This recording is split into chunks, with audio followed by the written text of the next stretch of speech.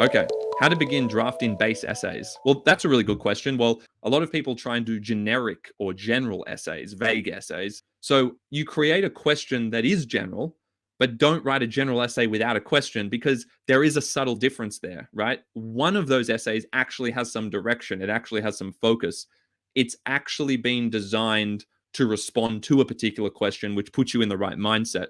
Whereas the draft essay that doesn't have a practice question associated with it is intentionally vague and it doesn't satisfy one of the core things that you need to tick off in an exam, which is respond to the question. Even though you might fear creating a draft essay to a specific question because you think, well, I'm not going to get that question. So now this essay is irrelevant to a large extent. You might be thinking that, but actually that's not quite right.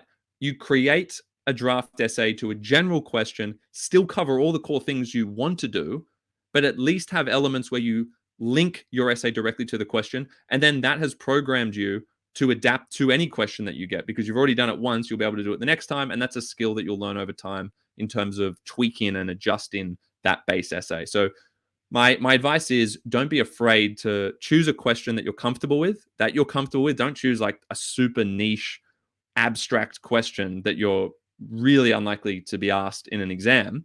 Use a nice general question that sits well with your understanding of the unit and create the essay from there. Then you need to have a structure. And for the common module, I would always recommend having a 3-body paragraph structure, unless you get a different kind of assessment.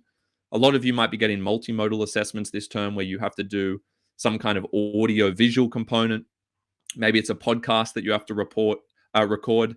But even then, it's basically a spoken essay. It's just the tone and the language has to be adjusted a little bit. If you're doing a podcast, then you have to make sure that it's more personal. It's a little bit more conversational. It might have some flair, some kind of quirky aspects to it that are going to be engaging for the audience.